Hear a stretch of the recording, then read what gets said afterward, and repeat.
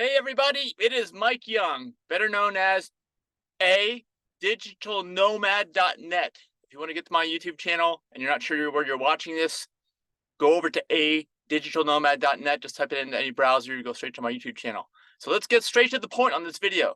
I've got some graphics behind me. We're talking about inner tire wear, like basically severe rear inner tire wear, and also the combination of that combined with front vibration under acceleration. This is specifically for Teslas. It could be for any car brand, though. We're going to go over all kinds of stuff in this video. It's very informative, I think. It's kind of ubiquitous across the entire automotive industry, what's going on with this thing with Tesla. Whether it's a problem or not, I don't know.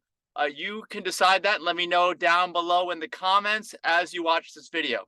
So let's get started right away. First of all, this is mainly about Teslas, but not exclusively to Teslas.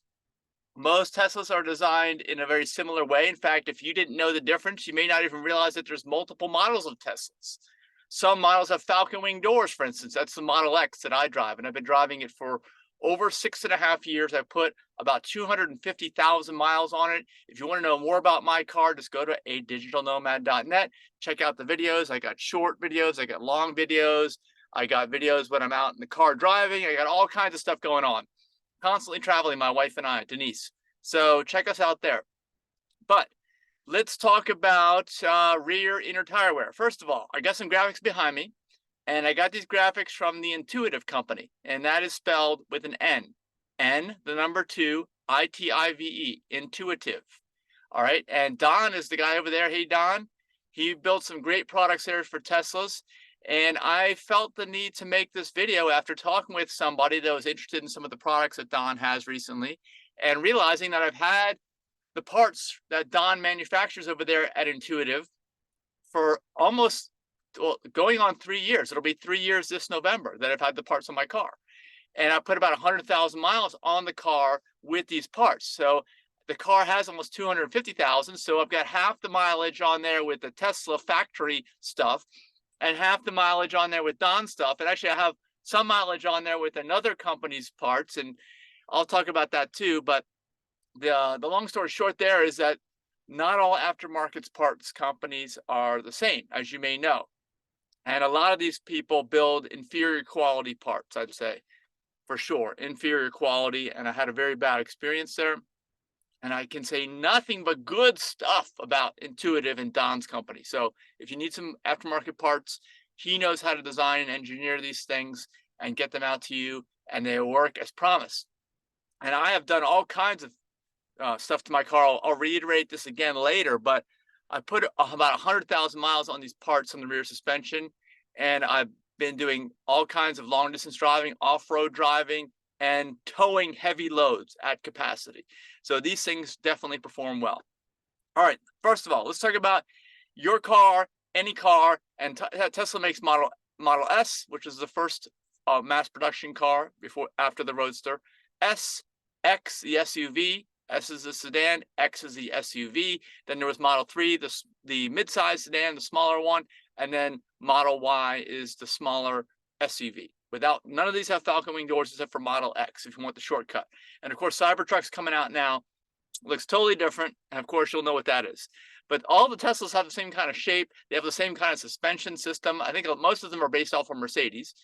And one thing you also want to know is that S and X, for the most part, well, at least the ones that are available now and in previous couple of years, are all fully air suspension vehicles, which means that in this area right here, there are no traditional springs. This actually looks to be an air strut to me.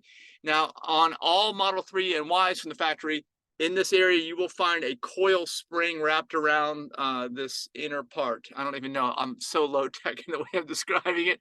But it's a fixed height suspension. That's the thing. The air suspension can move up and down. You can adjust it from inside. So that provides or presents a whole other set of circumstances with these Model S's and X's. So for the inner rear tire wear, there's a couple things. First of all, we know that not all front and rear suspensions are set up the same in all vehicles. So like I have an older car, model year 2012 Lexus CT200, which is, believe it or not, the Toyota Prius driveline with the Toyota Matrix chassis and all Lexus's styling. All right, so the mechanicals are super reliable, but the rear suspension is different. In that 2012 model year, I had an independent where the Prius had like a beam axle across the back, and they had like in the back. It handles really well, good balance too. Instead of the tires going straight up and down, there's this thing called camber. Okay, camber can, if it's zero camber, it's straight up and down, directly up and down. If it's going to be negative, which we see on a lot of performance cars, basically the bottom of the tire is the bottom of my hand. It bows out, so it's going to wear on the insides. Now, that's not that big of a deal if you like that and you're a performance driver and you throw it in the corners, which I don't generally do. But if you're anybody that puts a lot of mileage on your car, especially on the highway, and you're going straight most of the time and you're not driving aggressively, what that means is that your rear tires are going to start to wear unevenly. So this part over here, this edge right here on the inside is going to wear down. So instead of it being uniform depth here, it's going to be really shallow, super shallow, down to like you won't even see any tread lines there. And that's common in your Tesla. You may not believe me, but if you crawl down underneath your car, which is the only way you're going to know, get on your hands and knees under the car and look at this inner area right here, you'll see exactly what I'm talking about. One of the reasons why it's very important to wear your tires, especially on a rear drive biased car, which all Teslas are, they're kind of rear biased. The original Model S was only a rear drive vehicle. It wasn't even available in all-wheel drive. And actually, some of the earlier Model S's don't have air suspension too, like I was mentioning earlier. The new ones do, but that car has evolved. That Model S has evolved dramatically over time from when it was first introduced in 2012, even though it may look the same on the outside. So if you've got these tires in the rear that are going to tend to wear on the inside because you got a more performance-minded car, and there are no slow Teslas. I think we know this, okay? So Teslas are going to be performance-minded. They're going to have that negative camber in the rear. So all you got to do is what I did in my Lexus is every so often, you just rotate those ones in the back to the front. And actually what I ended up doing was I would only change 2 tires at a time instead of changing 4. I would let the ones wear on the front for maybe 60 or 70% of the lifespan, then move them to the back for the last 30% of the lifespan, or 40%, where I knew they were going to not be straight up and down, to be like this, to be wearing on the insides anyway. After a while, they don't even roll smoothly after a while of doing that. So that's what I would do. So if you rotate them like that, then you're only changing out the rears as they wear out. And then you, when you get new tires in the rear, you put those brand new ones on the front, and you move them, the older ones in the front to the back to the rest of their lifespan. Either way, you're rotating. That's the lazy man's rotation schedule. Other people I see online on the Tesla High Mileage Club, which is at teslahighmileageclub.com. Please join us there. Some people say they rotate their tires every 7,000 miles. And that's great if you have most Teslas, because Model S, Model 3, and Model Y all have the same size tires front and rear from the factory. But Model X has always had a staggered wheel design. You know what that means? That means that the tires up front are going to be thinner than the tires in the back, which are going to be thicker. So you cannot rotate them front to rear or crisscross them or whatever you're going to do. Don't do that. And actually, I never recommend crisscrossing anymore. Always keep them rotating in the same direction. However, Model X, which is what I have, presents a special set of circumstances because you cannot rotate these tires unless you go to a different tire size and wheel size that matches the fronts to the rears so that you can do that. And I don't recommend you do that. I know some people have done that. Comment below if you know somebody that's done that. But I haven't done it. I don't recommend you do that. It's actually a better handling vehicle, especially if it's rear drive, rear biased. It's an SUV, it's a little higher off the ground, a little higher. So has a low center of gravity. All Teslas have a super low center of gravity, which is fantastic, by the way. Okay, great for handling and balance and everything. But you're gonna throw that car into some corners, and it's gonna wear those tires out. So anything you got that's not perfectly zero camber, it's a negative camber, is going to start wearing on the inside. And that's what happens over here on the back tire. So let's go with Model X. A couple other things that are factors. Model 3 and Y have a fixed suspension, so they're just going to be very predictable. You're going to wear it in a certain way. It's going to be that way, and just rotate. And a lot of times I say most owners of 3s and Ys have very predictable tire wear. Okay, they didn't rotate their tires, they know that, and they're willing to pay the price, all right? But if you rotate them on a regular basis, you're all good. You're going to get some really good mileage out of your tires. And let me know down below, by the way, if you're a 3 or a Y owner, what kind of mileage you can expect under normal driving that you get out of your tires, or under aggressive driving, or both. So for Model X, though, I was going through tires, the first 150,000 miles I had on the car, I could tell. The first set I was very gentle with, and I only had the 20s at the time. Now I have 20s and 22s. And 22s seem to wear, they get even less road mileage on them before they be replaced. They wear very fast. So I started really noticing what was going on in the rear, and I couldn't rotate them. One of the things you can do, which is what I do, is I increase the tire pressure in the rear. That does mean you're going to have a significantly rougher ride back there, for one thing, okay? But if you have a negative camber situation, it will tend to make it less severe, because whenever you add more tire, more air to your tires, and I don't mean above the manufacturer's recommended pressure when cold and not driving and not sitting in the sun. That pressure can be, you can go up to that max, okay? Which of course your tire will gain pressure on a 90-degree day versus a 50-degree day, where it will lose pressure just because of the atmospheric change in temperature. However, what happens is when you put that tire pressure at the max, it pushes out on the center. All that pressure pushes it, so this center contact, instead of the contact patch being all the way across, it'll be more towards the center of the tire. And because of that, what it'll end up doing is it will not show the pronounced wear on the edges, which is the hallmark of a negative camber car in the back. It's going to wear out those inside tires. And again, you got to crawl on your hands and knees. Don't look at your tires in the back and say, "Oh, Mike, they look fine. What are you talking about?" Of course they look fine on the outside. And this is a very low car. All Teslas are low. There's not much room there in the wheel well to stick your head in or anything. You can't really see. You've got to get on your hands and knees and look underneath, and you will see what I'm talking about in the rear, especially if you don't rotate your tires, especially on S, especially on X. Now on S and X, especially on, let's talk about X specifically, you've got like 6 suspension settings. Wait, 1, 2, 3, 4, 5. You got 5. You got 5 suspension settings. I think on S you have 4. I'm not sure. But X, you have the middle one, which is normal. Then you have either high on the high side, which raises you up, or low on the other side, down. And you have very high or very low. Okay, now here's the, let's continue with the rear tire wear issue. We'll come back to the suspension height, because for the rear tires, it doesn't make that much of a difference, other than I will tell you, when you lower the height that you're riding at, let's say you got 0 camber, okay, and you're straight up and down. Well, when you go to the low height, that's going to adjust your camber like this, because the suspension is fixed. The suspension arm does not adjust. And when you go to very low, it's going to be really negative camber. Whereas if it's straight up and down, when you go to high, you're going to have positive camber and severe positive. And actually, this causes your car to potentially tip over. But that's why on Teslas, they will knock you out of high or very high. When you get to like 15 miles an hour, you're out of very high. When you get to 25 miles an hour, you're out of high. It doesn't want you to even have that possibility. That's not a factor here. But let's look behind me. All right. This is what you need, because on Model S and X especially, you've got the adjustable air suspension. They've got to try to do all things for all people all the time. And by the way, I had a lawsuit going on with an attorney on this with Tesla.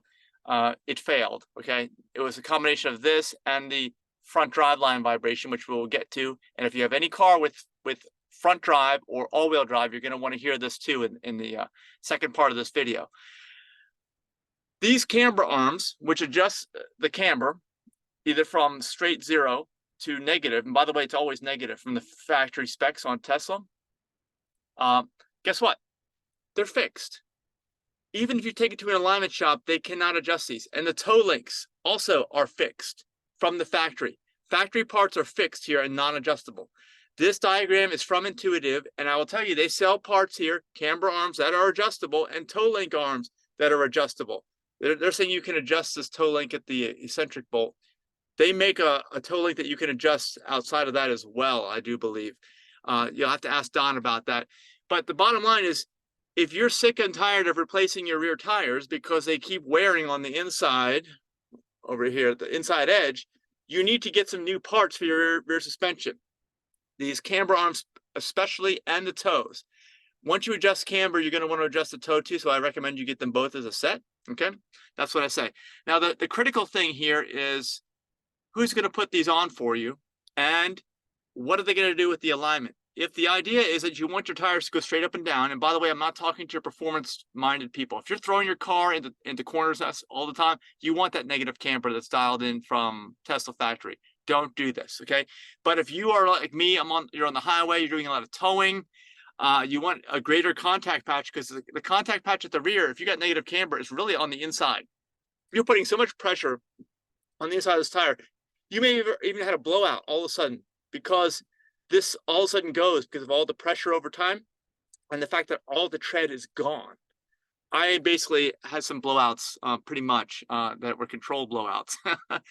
And I survived, but I recommend you get underneath your Tesla and you check to see what your tire wear is. The only way is to crawl on your hands and knees or get the thing on a lift. All right, so you need to get this. If you are like me and you're your average Joe or your average Jane drivers, you're performance-minded, forget it. You don't want to do any of this, okay? There's probably a whole separate video for you in terms of how to make even more negative camber than the factory. By the way, you can do that with the intuitive parts, but I'm not getting into that here. This is a more practical, I don't know, budget driver, I guess, or just person that doesn't want to have any problems, okay? That just likes to drive and get from point A to point B without having problems. And that's me. So also, by the way, your car will track better if you have more of a contact patch on the road from just going in a straight line. By having your tires zero cambered, you are going to feel it track better. And I definitely do that too. So that's another benefit. All right, so you'll want to replace these. You can probably do this yourself, potentially, although I didn't. I usually do a lot of things myself. I did not do this. But what I'd recommend doing is finding a shop, and Don from Intuitive can help you find one that's local, that will not tell you, guess what? We only align cars to the factory specs, because that's what basically everybody does. You go to like a Firestone, I don't know, or NTB, or whoever else you're talking about. They got all these, attorneys speaking into their ears, and they're like, you have to stick with the factory specs. Even if somebody comes in with adjustable camber arms and toe links, you got to line up the factory specs. But you know what? If they line up your adjustable camber arms and toe arms to factory specs, it's going to be the same as if you have the non-adjustable ones. All right. And I know the non-adjustable ones will eventually wear and give you more negative over time, because that's just what happens as parts wear. You're still going to end up with the same thing here over time. Don't do that. You need Don to hook you up, or find somebody to hook you up with a shop that specializes in these guys who come in with these tires that are like out to here, okay? They know how to get them totally out of specification, out of spec, okay? That's what you want. You want somebody that's going to get your specs, and your specs should be on the height you're driving, zero camber, okay? If you want the best wear out of your tires, that's what you want. You want them straight up and down at the height you're driving. Now, for me, that means we're going to lower it down to either low or very low. Actually, I'm on low, because very low is too darn low for me, and the ride's too rough. So what you need the shop to do is, if you have adjustable suspension, now if you're on 3Y, you don't, okay? And by the way, they make these for 3Y now. This still will help you. You might be able to get amazing tire wear without even rotating your tires ever by putting these on. It's just a giant labor-saving device by having these that are adjustable, as long as you take it to a shop that actually knows how to do the adjustment to the right specifications that you tell them and you confirm. So again, 3Y is no problem, because say, hey, like, I want zero camber at the back. Just line it up. 3Y, you're good. You're good to go. But S and X, if you got adjustable air suspension, you have to set it to the height that you want to ride at. Now, I recommend, in a perfect world, I would say on X, Model X, which is a large SUV from Tesla, just ride it at normal, and but the problem is that front driveline vibration. You can't have it at normal. You got to have it in low. So there's actually a feature on the suspension menus where you can check off a box and you can be in low all the time. So that's what I have. Let's say you're riding on very low. You need to take it to a shop who knows how to drop that suspension down to very low. Because like I said, if you get your alignment on let's say normal, and you know they have that vibration problem, so you drive them very low. Even if your alignment's 0 at normal, by the time you get to low and very low, you're going to be cambered out again and eating up the insides of your rear tires. So what you've got to do, get the adjustable links and arms on your car from Intuitive. Go to the best shop, the right shop, the ones that will do it out of specification, and get them to line it up to 0 on the height you're going to drive on, which is probably either low or very low on the adjustable suspension cars. It's got to be down there in that position the whole time when they're aligning it.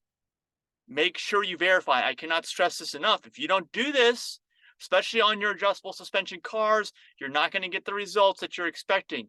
And you can't blame Don at Intuitive or anybody else, okay? Or Elon Musk or whoever you want, okay?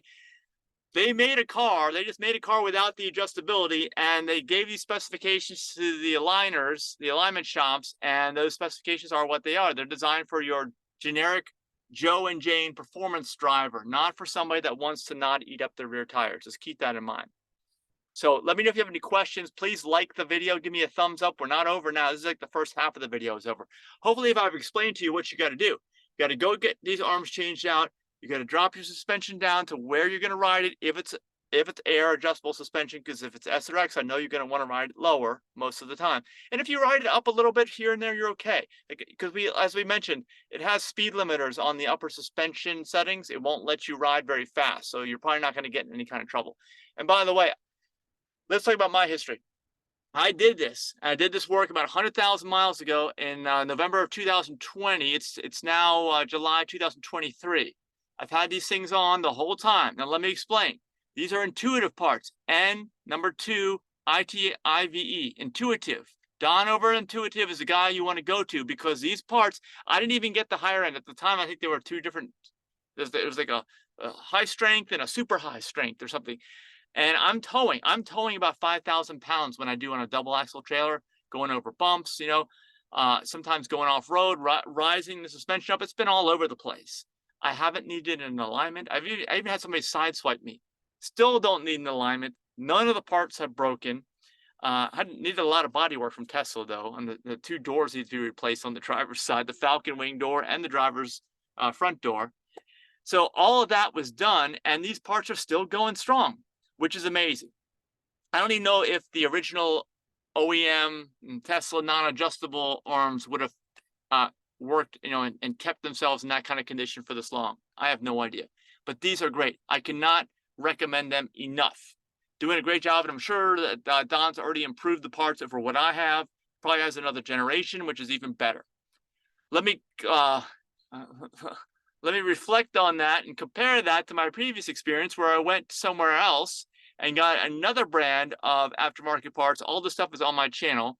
And guess what? Within a few thousand miles, they lost their, like, see how these are not adjustable. But the ones that are adjustable, you know, you adjust it, you turn some things, and then you lock it.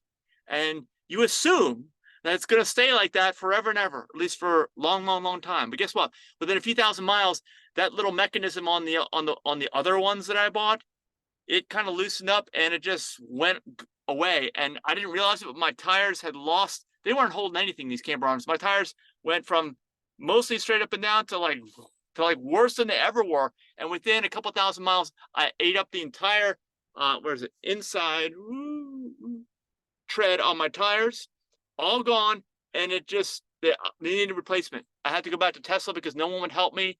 This was way back when, you know, about 3+ years ago, maybe more than that, 4 years ago. Early Tesla. I mean, I think the era now of the early adopter is over, but I was definitely an early adopter. There weren't many aftermarket parts. I was just sick and tired of wearing through rear tires, and I was going to be towing. I knew it was going to be worse, but because, yeah, if you got negative rear camber, when you're towing, that's amplified. It's like exponentially worse, the tire wear. Anyway, that's my experience. So go to Don and Intuitive. You have no problems here. And now I'm out of focus, and now I'm back in focus. All right, let's go to part 2 of the video. I don't need to stand to the side anymore.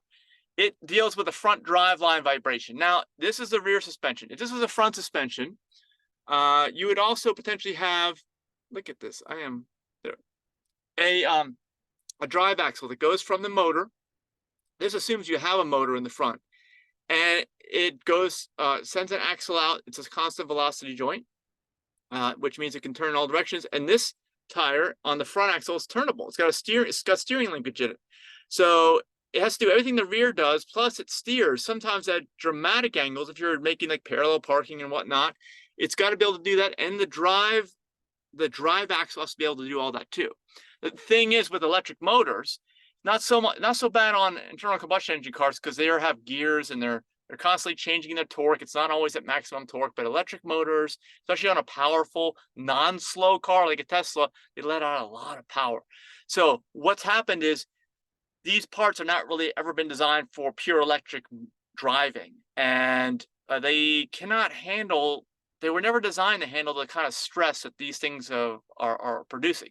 So I'll tell you, over the last few years, Tesla's come out with a few revisions here on the drive axle, which you can't see, but it'll be here, that goes in the front, on the front axle of the car with the steering axle, the constant velocity joints. They've gotten better and better. Actually, the ones I have now have been on my car for, I think 2 years or so at this point in time, about 2 years, and are doing fine now. But one of the keys is, if you're 3Y and you're fixed suspension, you're probably no problem at all. Probably no problem at all. All right, truly. You may have a problem with the front axle if you're a really aggressive driver and like flooring it while you're turning the wheel and stuff like that, which can destroy any CV joints on any car. But if you're on S and X, especially on X, what you need to do, because X is just a same. All right, let me explain a couple of things. Model 3 is its own platform. It's the smaller sedan. Model Y is its own platform. It's the smaller SUV. And that's a wise decision, because it's higher off the ground. So it's got its own platform. That means they made allowances in there for things rather than just jacking up the suspension. Unfortunately, on Model S, because they didn't know if Tesla would survive, it's just one chassis. It started out as a rear drive only chassis and has some stuff in the way on the front. Then they added the all-wheel drive motor, which kind of stuff got in the way and they couldn't put it the way they wanted it. So it's kind of at a weird angle sometimes at higher suspension settings. And then X comes along, and guess what? They did not make their own platform for Model X. They just jacked up and raised up the Model S platform. And there you have it. That's what I'm riding on. Model X is a jacked up, like, think a four-wheel drive lift kit platform. So it really raises that up. And with the air suspension and all the different variability in the settings there, those CV joints are way out of specification on Model X. They're somewhat out on Model S from time to time. They're way out on Model X. That's the thing. And these CV joints aren't designed to handle the constant maximum 100% torque of these high-powered electric motors on the Teslas. Does this make sense? If it is, give me a thumbs up. Give me a yes, I understand all this about the CV joints in the comments. Okay, what happens is, this means that you really should try to ride on the lowest suspension setting you can, given the fact that S and X were originally rear drive only platforms, and they didn't even have adjustable air suspension, which raised them up even more. You should try to ride in low or very low all the time. Does that make sense? Anybody has any questions, please let me know in the comments. Thank you. But hopefully I made it clear that that's the thing, is that you just want to ride in low or very low all the time. Now, if you think back to what I said about the rear tire wear, you can see how riding in low or very low is going to present an even worse problem of the existing rear inner tire wear, unless you have these special parts from Intuitive that are going to let you dial in the camber in your rear tires when on low or very low down to 0 by an alignment shop that knows what they're doing. So we already did that in the first half of the video. So let's assume that you did do that. All right. Well, this is what you need to do to solve the vibration problem. Now, the reason the vibration problem comes into play is because these front CV joints under high power, meaning you're putting your foot down, are going to start to vibrate because they're working out of specification. If the angles are too steep and it's got several sets of ball bearings in there, while it's driving the spinning motion of the electric motor onto a wheel that's not only turning the same way, but it's also possibly turning left and right at the same time, it's got all kinds of forces. And when you start to pull these apart, it starts to, it'll start to vibrate, because it's going to blow up eventually if you don't stop that. okay? Or you need to get a better design part that is more robust and able to handle those kinds of extreme forces. Right now, I think the parts still aren't there. They're better. They're in like the third generation. I've had 3 sets of axles on mine already. Each one was the new one. The ones that are on there now are great, but I will tell you, what I've had to do is lock my suspension in low.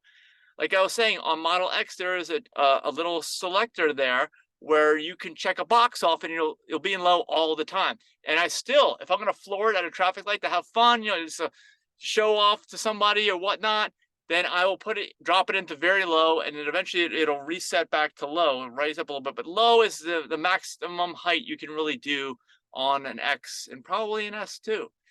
And that's why you want to get these things for your rear tires, because if low is the maximum height that you can do, you are going to need to do something about those rear tires, especially on X where you cannot rotate the rear tires. So hopefully this all makes sense. And as I mentioned earlier, I talked to an attorney in the last few years. We tried to do something with a class action lawsuit. Long story short is it's nearly impossible to prove all this was done in a way that, maybe they shouldn't have done. I know Elon Musk has apologized for recognizing that Model X should have been built on its own platform. He didn't apologize for the fact that Model S was originally a rear drive car and they didn't think they'd stay in business, but they didn't know, they didn't know. They did the best that they can. Now they're like the biggest automaker in the world, but we still have these issues here.